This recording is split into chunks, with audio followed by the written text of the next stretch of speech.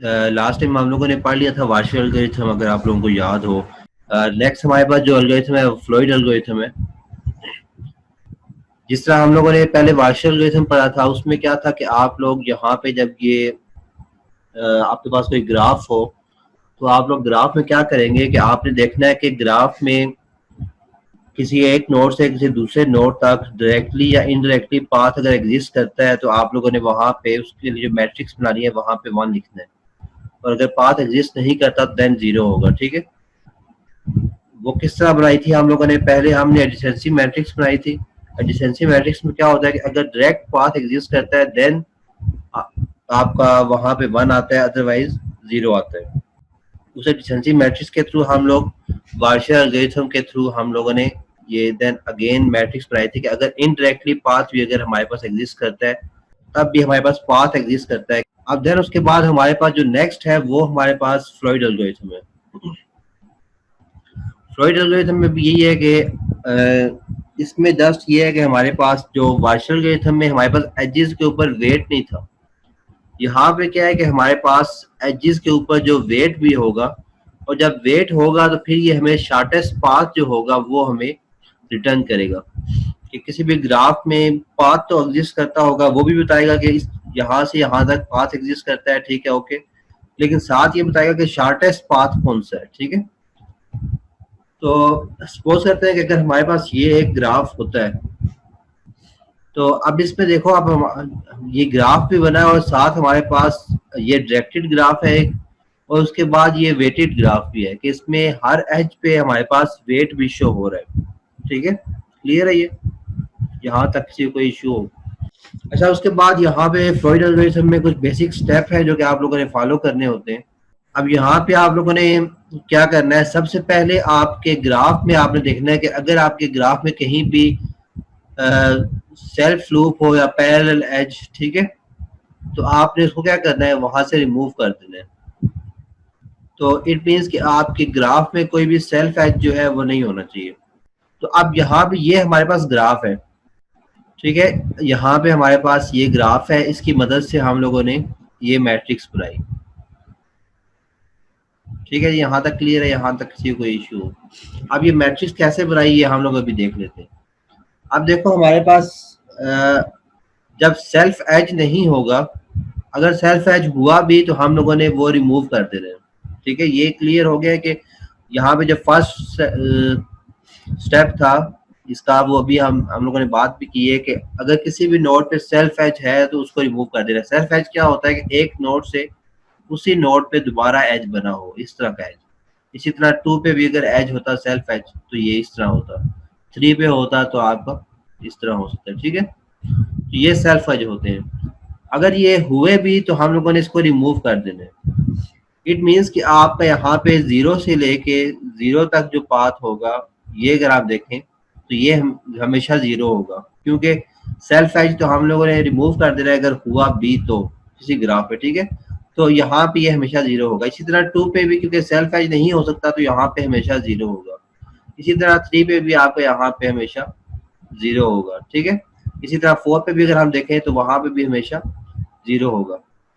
तो अब यहाँ पे अगर आप एक पॉइंट नोट करें कि आपके पास यहाँ पे जो भी यहाँ पे ये चीज बनेगी, ये हमेशा आपकी ये हमेशा 0 होगा। ठीक है, अब देन उसके बाद नेक्स्ट अगर हम देखें तो 1 से लेके 2 तक आप लोगों को देखना है कि यहाँ पे क्या यहाँ पे वेट है, वो हमारे पास 8 है। 1 से 3, अब यहाँ पे देखो एक हमने जिस तरह हम लोग वार्शिल एल्गोरिथम में कह रहे थे कि वार्शिल एल्गोरिथम में अगर हमसे हमारे पास 1 से 2 तक ऐसा कुछ भी वैल्यू एग्जिस्ट नहीं करती थी तो हम लोग सिंपल 0 लिख दिया करते थे। ठीक है, लेकिन यहाँ पे ये हम लोगों ने यहाँ पे ये जो आपको था यहाँ पे 0 लिखा हुआ था, इसको जस्ट डिफ्रेंशिएट करने के लिए हम सिंपल कुछ और यूज करेंगे। तो अब 1 से 3 तक हमारा पाथ एग्जिस्ट कर भी सकता है, अभी तो नहीं करता, डायरेक्टली एग्जिस्ट नहीं करता है, लेकिन इनडायरेक्टली में भी एग्जिस्ट करता हो, वो भी हम लोगों ने चेक करना है। तो जहाँ पे मे बी वाली बात आएगी कि मे बी एग्जिस्ट करता हो, मे बी एग्जिस्ट ना करता हो, तो उस वक्त हम लोगों ने यहाँ पे क्या करना है, उस वक्त हम लोगों ने यहाँ पे इन्फिनिटी का साइन डालना है। ठीक है, ये थोड़ा सा फर्क है वार्शल एल्गोरिथम में और फ्रॉइड एल्गोरिथम में। मे बी यहाँ पे आप गूगल में सर्च करेंगे तो आपको यहाँ पे कुछ और सिंपल नजर आ रहा हो। बस सिंपल हमने कुछ ऐसा डालना है जो कि जीरो और जो हमारे पास जहाँ पे पाथ एग्जिस्ट कंफर्म है कि नहीं करता, और जहाँ पे हमें अभी डाउट है कि मे भी एग्जिस्ट करता हो मे भी ना करता हो, इन दोनों के दरमियान वो आपका डिफ्रेंशिएट कर दे। ठीक है, तो अब यहाँ पे हम लोगों ने क्या किया, इन्फिनिटी का साइन डाल दिया। देन 1 से 4 हमारा पाथ एग्जिस्ट करता है ये, तो ये 1 लिख दिया। इसी तरह 2 से 1 पाथ एग्जिस्ट नहीं करता, इन्फिनिटी लिख दिया। 2 से 2 तो कंफर्म है कि पाथ एग्जिस्ट नहीं करेगा। 2 से 3 आपका पाथ एग्जिस्ट करता है, ये वाला 1 लिख दिया।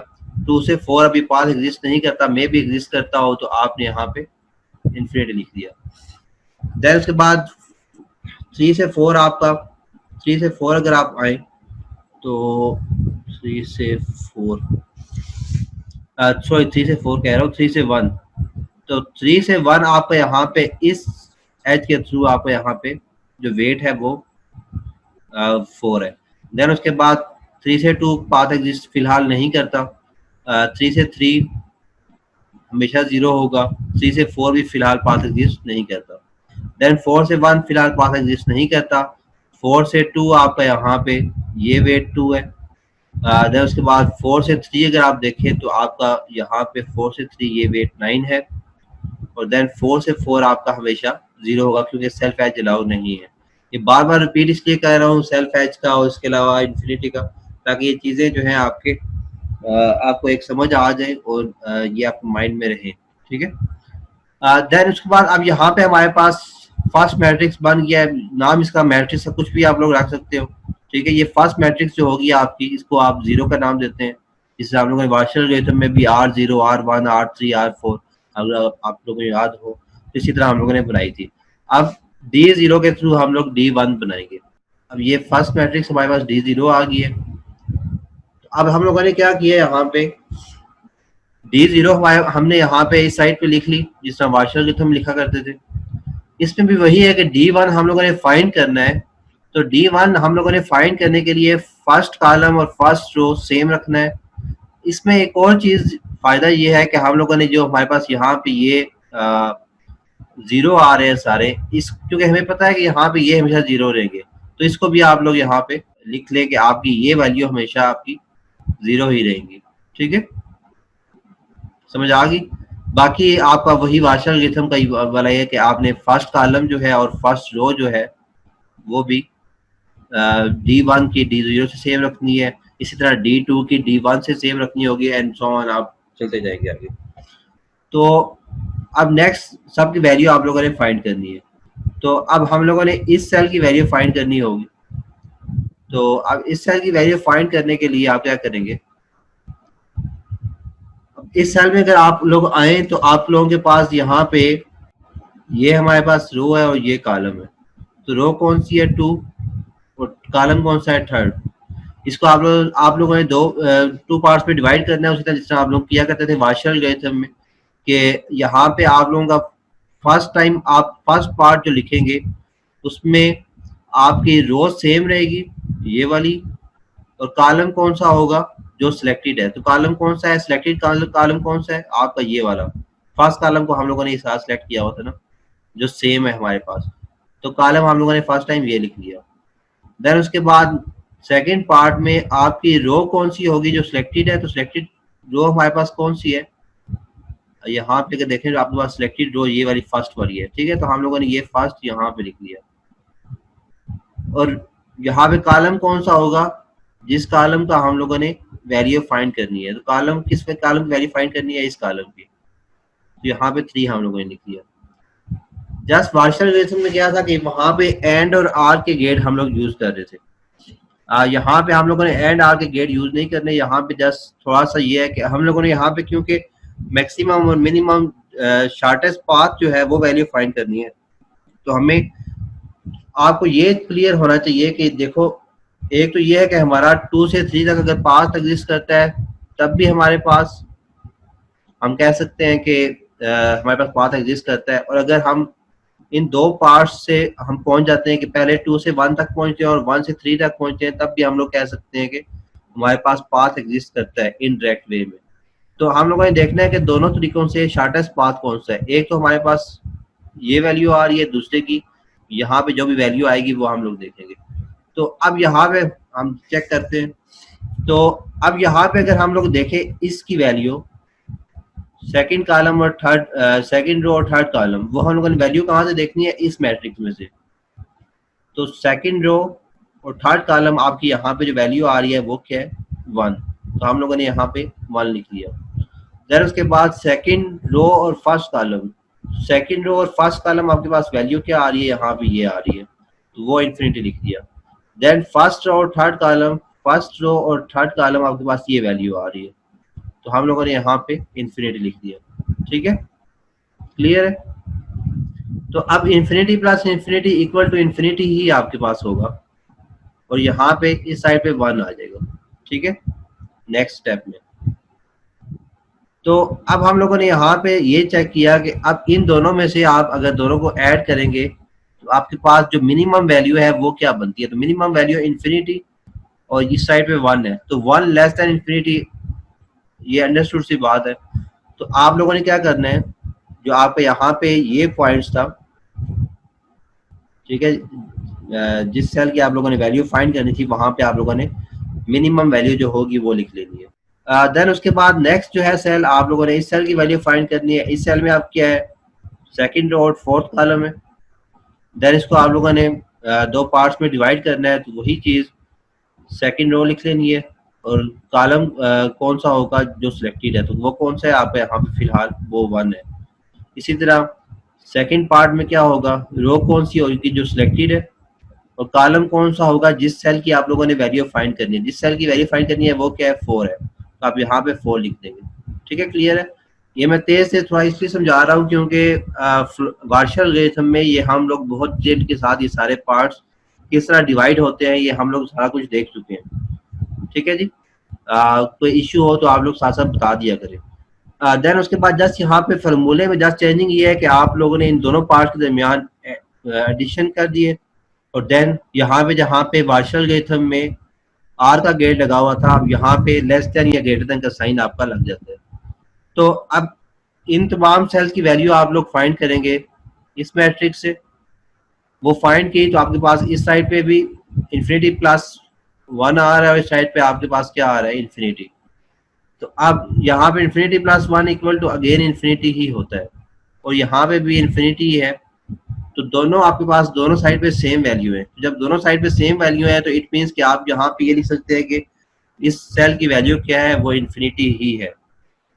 तो इस सेल क्योंकि दोनों साइड पे सेम वैल्यू है, तो दोनों साइड पे इन्फिनिटी है, तो आप यहाँ पे इस सेल में अब आप इन्फिनिटी ही लिख देंगे। ठीक है, देन नेक्स्ट सेल की वैल्यू, इस सेल की वैल्यू फाइंड करनी है। अब यहाँ पे देखो तो यहाँ पे क्या है, आप थर्ड रो है और सेकंड कॉलम है, वो आप लोग लिख लेंगे, इसको पार्ट्स में डिवाइड करेंगे, देन इनकी वैल्यूज फाइंड करेंगे आप लोग यहाँ से, और देन एट द एंड किसी साइड पे भी आपका इन्फिनिटी आ जाता है तो इट मीन्स कि वो आपकी हमेशा ग्रेटर वैल्यू ही होगी। तो अब यहाँ पे 4 + 8 है, तो वो आपके पास 12 आ जाता है, और ये 12 आपका यहाँ पे आ जाएगा। देन 1 बाय 1 आप लोग वैल्यूज फाइंड करते रहेंगे यहाँ पे इसी तरह।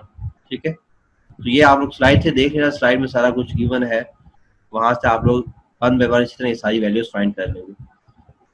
तो एट द एंड आपके पास यहाँ पे ये D0 की वैल्यूज आ जाएंगी। अब D0 की सॉरी कह रहा हूँ D1 की वैल्यू आ जाएंगी। ठीक है, अब D1 के हेल्प से आप लोगों ने D2 की वैल्यू फाइंड करनी है। तो ये कितनी दफा आप लोगों ने कितनी मैट्रिक्स बनानी है, जिस तरह आप लोगों को लास्ट टाइम बताया था कि जितने आपके पास स्पेसिफिक नोड होंगे, ठीक है, आपके पास यहाँ पे नोड कितने हैं, 1 2 3 4 जो ग्राफ था आपके पास, तो उसी ग्राफ में जितने नोड होंगे उतनी दफा आप लोगों ने मैट्रिक्स बनानी होगी। अब आप लोग क्या करेंगे नेक्स्ट, अब D1 से आप लोगों ने D2 की वैल्यू फाइंड करनी है। अब D1 हमारे पास यहाँ पे आ गया। ठीक है, ये हमारे पास D1 यहाँ पे मैंने लिख लिया है, और D1 ये आपके पास यहाँ पे शो हो रहा होगा। अब जब D2 पे हम लोग आएंगे तो फिर क्या होगा, आपका सेकंड रो और सेकंड कॉलम सिलेक्टेड होगा, और बाकी आपके यहाँ पे ये 0 जो है वो तो आपके ऑलरेडी 0 ही रहेगी। ठीक है, वो कंफर्म है कि ये हमेशा 0 रहेगी। ठीक है, तो सेकंड रो और सेकंड कॉलम आप लोगों ने सिलेक्ट कर लिया, बाकी तमाम सेल्स की वैल्यूज फाइंड करनी है। उसी तरीके से जिस तरह हम लोग वार्शल एल्गोरिथम में सारा काम करते रहे कि आप इस सेल की वैल्यू फाइंड करनी है, तो इस सेल में हमारे पास जो रो है वो कौन सी है, फर्स्ट, और कॉलम कौन सा है, थर्ड। तो आप लोगों ने फार्मूला बना लेना है इसके लिए। फर्स्ट रो थर्ड कॉलम, इसको दो पार्ट्स में डिवाइड करना है। तो फर्स्ट पार्ट क्या होगा, रो एज इट इज, कॉलम कौन सा होगा जो सिलेक्टेड है, ये वाला 2 है।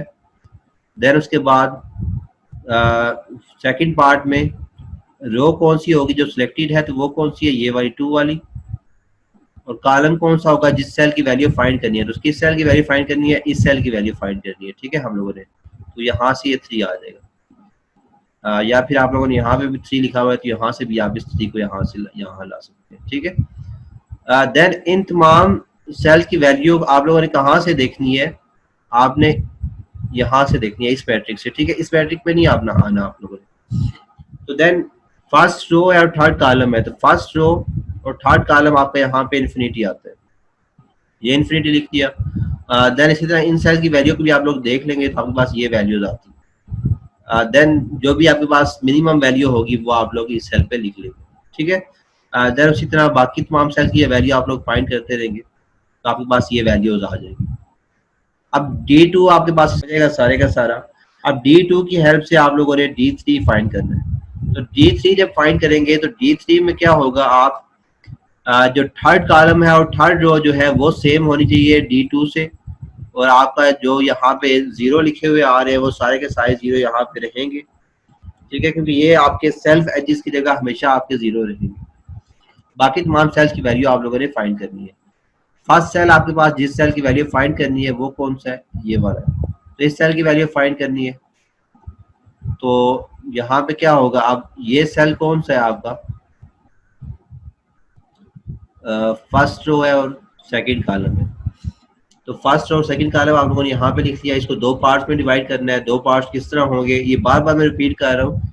दो पार्ट्स किस तरह होंगे, फर्स्ट टाइम आपका वो रो होगी जिस सेल की वैल्यू फाइंड करनी है, तो इट मीन्स के ये वाली रो होगी, या फिर आप इसको कह सकते हैं। ठीक है, और कॉलम कौन सा होगा जो सिलेक्टेड है, तो कॉलम सिलेक्टेड कौन सा है, ये वाला है। नेक्स्ट टाइम रो कौन सी होगी जो सिलेक्टेड है, तो वो कौन सी है, ये वाली है। और कॉलम कौन सा होगा जिस सेल की वैल्यू फाइंड करनी है, तो जिस सेल की वैल्यू फाइंड करनी है वो कॉलम ये वाला है। अब इनकी वैल्यू आप लोगों ने देखनी है यहाँ से।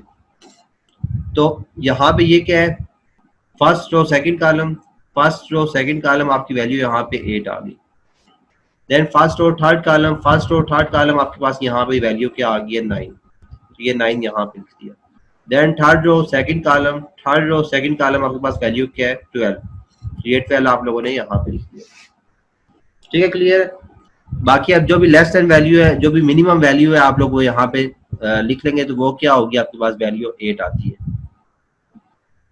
तो अब इस सेल में हम लोगों ने वैल्यू 8 लिख दी। ठीक है, इसी तरह 1 बाय 1 आप लोग सारी वैल्यूज फाइंड करते रहेंगे तो आपके पास D3 भी जो है वो आ जाएगा।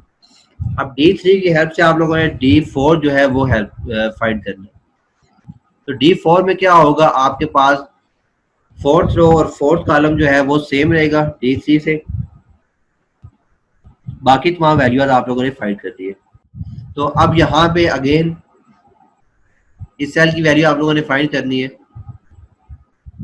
अच्छा, यहाँ पे सॉरी ये D2 लिखा हुआ है, ये जो लिखा हुआ है ये आप यहाँ पे D3 आना चाहिए था। ठीक है, कि आप लोगों ने ये जो वैल्यूज देखनी है वो D3 से देखनी है, तो यहाँ पे D3 आना चाहिए था। ये जिस तरह लास्ट टाइम तक मैं जस्ट D ही लिखता रहा हूँ। ठीक है, यहाँ पे जस्ट D लिखा हुआ है, तो यहाँ पे आप D2 लिख सकते थे कि हम लोगों ने ये मैट्रिक्स देखनी है वो कौन सी देखनी है, D2 से देखनी है। तो लिख लें तो ज्यादा बेहतर है मेरे ख्याल। तो यहाँ पे आपका ये जो होगा वो D3 आएगा। ठीक है, कि हम लोगों ने D3 मैट्रिक्स से इसकी वैल्यू देखनी है। तो ये मैं मिस्टेक जो है वो ठीक कर लूंगा, बाकी आप लोग भी देख लेना, इसको ठीक कर लेना। ठीक है, जब प्रैक्टिस करेंगे तो आप लोग ये चेक कर लेना। अब देन इस सेल की वैल्यू फाइंड करनी है, तो इस सेल में आपके पास यहाँ पे अगर आप देखें तो फर्स्ट रो है और सेकंड कॉलम। तो फर्स्ट और सेकंड कॉलम, फर्स्ट टाइम आपका रो वही रहेगी, कॉलम कौन सा होगा जो सिलेक्टेड है, और रो सेकंड पार्ट्स में रो कौन सी होगी जो सिलेक्टेड है, और कॉलम कौन सा होगा जिस सेल की वैल्यू फाइंड करनी है, तो यहाँ पे इस सेल की वैल्यू आप लोगों ने फाइंड करनी है। ठीक है, या फिर यहाँ से भी आप इसको 2 को ला सकते हैं। अब देन इन तमाम सेल्स की वैल्यू को आप लोगों ने D3 मैट्रिक्स से देखना है, तो यहाँ पे D3 आएगा आपका, ठीक है, ये दोबारा बता रहा हूँ। तो इन सेल की वैल्यू को आप यहाँ से देखेंगे, लाइक 1 और 2, तो 1 और 2 यहाँ पे जो आपके पास वैल्यू आती है फर्स्ट और सेकंड कॉलम ये आती है। तो इस वही स्टेप आप लोगों ने दोबारा रिपीट करनी है, जो मिनिमम वैल्यू होगी वो आप लोगों ने लिखते जाना है, तो आपके पास एट द एंड जो वैल्यू आएगी वो D4 की वैल्यू भी आ जाएगी।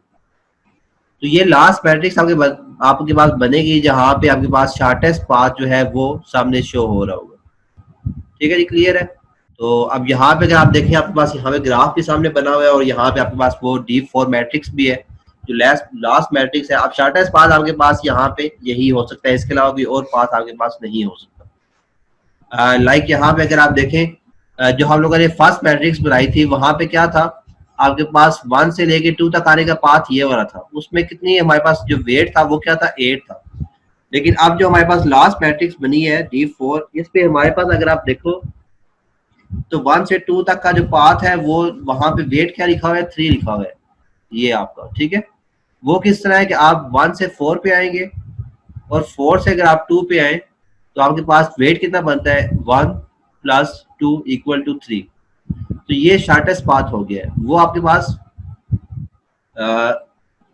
लार्जेस्ट पाथ था जो जिसके थ्रू आप लोग जा सकते थे, ठीक है। तो ये अब आपके पास एट द एंड जो शॉर्टेस्ट पाथ था वो आ गया। क्लियर है यहाँ तक? यहाँ तक किसी को कोई इशू हो तो क्वेश्चन कर लें आप लोग। अच्छा, नेक्स्ट आप यहाँ पे फर्दर आप चलेंगे। अब यहाँ पे ये चीज देखें कि आप लोगों का जो फार्मूला बनेगा यहाँ पे, अब वो जस्ट फार्मूला आप लोगों को मेन चीज समझनी चाहिए कि फार्मूला कैसे बन रहा है। तो आप लोगों के पास जो फर्स्ट टाइम जो मैट्रिक्स होगी D0 वाली, आई जे क्या शो कर रहा है यहाँ पे, कॉलम और रो को शो कर रहा है, ठीक है, रो कॉलम को शो कर रहा है। वो कौन सी होगी, जो वेटेड जो भी आपके पास मैट्रिक्स बनती है फर्स्ट टाइम जो मैट्रिक्स बनती है वो ग्राफ के थ्रू ही बन जाएगी, ठीक है। यहाँ पे मतलब कि कुछ भी आपको ऐसा फॉर्मूला लगाने की जरूरत नहीं है, वो यहाँ पे जस्ट ये शो कर रहा है। नेक्स्ट टाइम क्या होगा कि आपने जब D1 फाइंड करना है D0 की हेल्प से, तो ये फॉर्मूला पहले समझा देता हूँ आपको। यहाँ पे ये जो चीज लिखी हुई थी यहाँ से आप बेहतर समझ लेंगे। अच्छा, अब यहाँ पे देखो आप लोग, तो अब हमारे पास यहाँ पे D4 है, ठीक है। तो D4 का हम लोगों ने यहाँ पे क्या करना है। अच्छा, अब यहाँ पे 4 जो है पावर में नहीं लिखा जा रहा, तो मैं फिर 4 इस तरह लिख रहा हूँ। D4 और जो हमारे पास 1 और 2 है,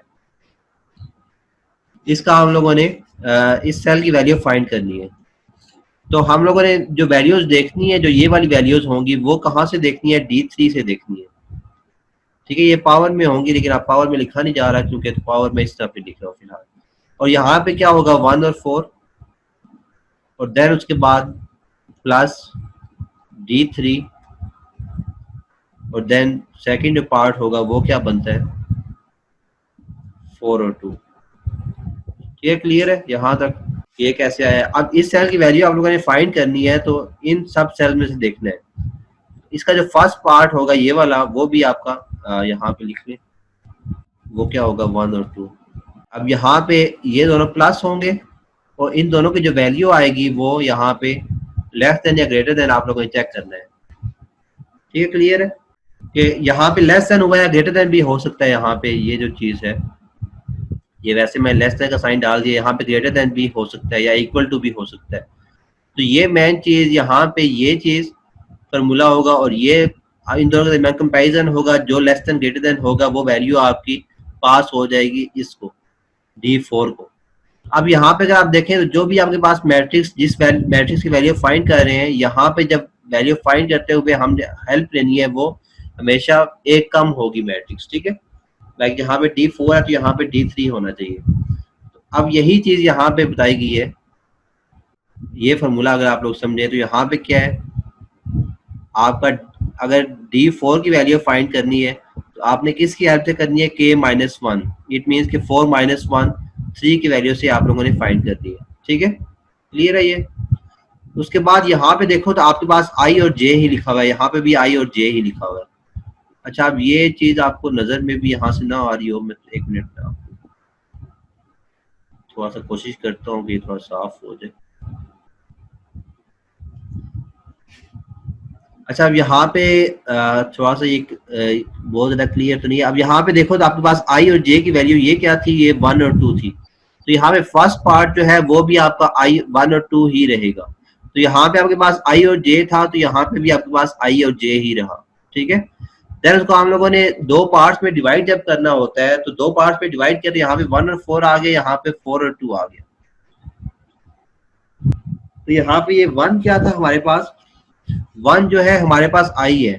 ठीक है, तो 1 आई हमारे पास वही रहेगा। और ये जो हमारे पास 4 है, ये क्या है, 4 ये वाला है। ठीक है, ये जो हमारे पास जिसकी वैल्यू हम लोग फाइंड कर रहे हैं, जिस मैट्रिक्स की, तो ये हम लोग यहाँ पे लिख देंगे, ये के हम लोग यहाँ पे लिख दिया। ठीक है, जो सिलेक्टेड D4 में सिलेक्टेड रो और सिलेक्टेड कॉलम कौन सी होगी, 4 वाली, 4th वाली होगी। ठीक है, इसी तरह सिलेक्टेड कॉलम अब नेक्स्ट टाइम 4 और 2 है, तो 4 क्या है हमारे पास, के है, और 2 क्या है हमारे पास, जे है। तो वो हम लोगों ने यहाँ पे लिख दिया। ठीक है, ये फार्मूला इस तरह बना है हमारे पास। फिर भी समझ ना आए तो फिर मैं अगेन दोबारा आपको समझा दूंगा, लेकिन ये सच थोड़ी सी प्रैक्टिस करेंगे तो आपको ये समझ आ जाएगा फार्मूला। अब इस फार्मूले में अगर आप लोग देखें तो हमारे पास यहाँ पे आई, जे और के यूज हो रहा है। इट मीन्स कि हमारे पास 3 वेरिएबल्स हैं जो कि बार बार इंक्रीज होते रहेंगे या डिक्रीज होते रहेंगे, वो हम लोग फर्दर देखेंगे। लेकिन 3 वेरिएबल्स हमारे पास बार बार रिपीट हो रहे हैं। इट मीन्स कि यहाँ पे 3 लूप हमारे पास लगेंगे। जब भी हम लोग बात करते हैं मैट्रिक्स की 2D अरे की, तो वहां पे 2 लूप तो मस्ट होते हैं आई जे के, हम लोग यहाँ पे यूज कर रहे होते हैं। तो 2 लूप तो मस्ट होंगे आई जे के, जो कि आपके मैट्रिक्स के अंदर 2D अरे को सपोर्ट कर रहे होंगे। बाकी एक जो लूप होगा वो क्या होगा, के वाला लूप, जो कि मैट्रिक्स को बार बार चला रहा होगा। मैट्रिक्स आपकी यहाँ पे देखो अगर आप लोग,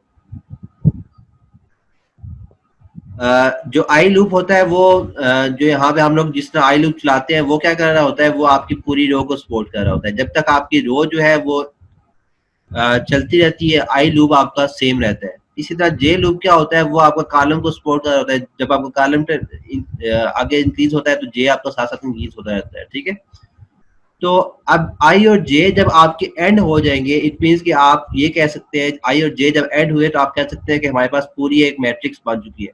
तो हम लोगों ने क्या करना है, फिर हम लोगों ने मैट्रिक्स में इंक्रीज करना है। मैट्रिक्स हम लोगों ने नेक्स्ट पे शिफ्ट कर देनी है। तो फर्स्ट टाइम हमारे पास क्या होता है कि जब हमारे पास कॉलम इंक्रीज होता है तो हम नेक्स्ट कॉलम में जाते हैं। जब हमारे पास कॉलम एंड हो जाते हैं तो फिर हम लोग नेक्स्ट रो में जाते हैं। तो फिर कॉलम को हम लोगों ने क्या करना होता है, सबसे इनर लूप में लिखना होता है कि सबसे पहले हम लोग कॉलम इंक्रीज करते करते कॉलम जब हमारे पास एंड हो जाएंगे, जितने कॉलम नंबर ऑफ कॉलम थे हमारे पास वो एंड हो गए, तो हमने नेक्स्ट रो पे शिफ्ट होना है। तो कॉलम को हम लोगों ने इनर लूप में लिखना होता है। ठीक है, ये आप लोग प्रोग्रामिंग फंडामेंटल से पढ़ते हुए आ रहे हैं। तो कॉलम सबसे इनर लूप में लिखा, देन जब कॉलम आपके एंड हुए तो आप लोगों ने रो को इंक्रीज करना है। तो रो आपके जो है वो मैट्रिक्स के इनर लूप में होंगे। ठीक है, मैट्रिक्स किसको शो कर रहा है, के से।